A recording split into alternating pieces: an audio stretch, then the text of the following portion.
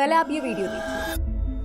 ये क्या है? वेस्ट बंगाल में कूच बिहार डिस्ट्रिक्ट के सीतालकुची में एक ट्रक जैसे ही ब्रिज क्रॉस कर रहा था, ब्रिज कोलैप्स हो गया। ब्रिज का एक हिस्सा गिर पड़ा और गाड़ी वहीं फंस गई। सच कहूं तो बंगाल में ब्रिज गिरना अब शॉकिंग नहीं रहा, ये नॉर्मल बन चुका है। ये सिर्फ एक एक्सीडेंट नहीं, ये ममता बनर्जी के शासन में चल रही कट मनी कल्चर का जिंदा एग्जाम्पल है। मतलब है कि ब्रिज बनाने में जो चोरी हुई थी उसे कंटिन्यू रखा गया और अब ममता बनर्जी के शासन में मेंटेनेंस वर्क भी भ्रष्टाचार की भेंट चढ़ गया। ममता बनर्जी के दौर में ब्रिजेस और फ्लाईओवर्स का गिरना एक पैटर्न बन चुका है। 10 साल पीछे जाइए, 2016 में कोलकाता के बिजिएस्ट एरिया बड़ा बाजार में under construction Vivekananda flyover collapse हुआ था, जिसमें 20 से ज्यादा लोगों की जान गई। विवेकानंद फ्लाईओवर के मलबे में दबी हुई बॉडीज ममता बनर्जी के शासन में करप्शन की कहानी बता रही थी। वो बता रही थी कि कंस्ट्रक्शन में किस स्केल का करप्शन, कट मनी और सिंडिकेट इन्वॉल्व है। लेकिन इसमें मैडम चीफ मिनिस्टर अकेली नहीं है,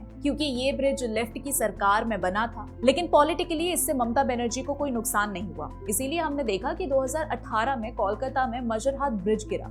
उसी साल सिलीगुड़ी और ख्वागदीप में ब्रिजेस कोलैप्स हुए। फिर 2020 में मालदा के फरक्का बैरेज पर अंडर कंस्ट्रक्शन ब्रिज गिर गया। लोगों की जान गई, लेकिन मैडम चीफ मिनिस्टर के काम में कोई बदलाव नहीं आया।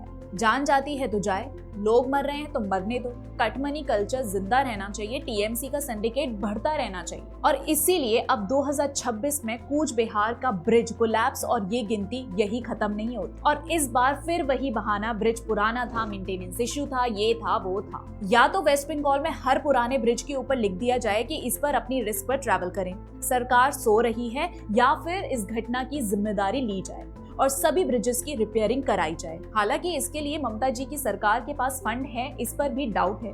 डेब्ट से लड़ी हुई वेस्ट बंगाल की डिक्लाइनिंग इकोनॉमी और उस पर भी अपीजमेंट मॉडल में पैसे खर्च करने के बाद ब्रिज रिपेयर करने जैसे फालतू काम के लिए ममता जी के पास शायद पैसे ना हो। इसीलिए वेस्ट बंगाल में पब्लिक इंफ्रास्ट्रक्चर खतरे के निशाने पर है और किसी को फर्क नहीं पड़ता। बस पहले की सरकार को दोष दो और सो जाओ। जब क्रेडिट लेना हो तो सब करंट गवर्नमेंट का, और जब ब्रिज गिरे तो पास्ट रजीम का।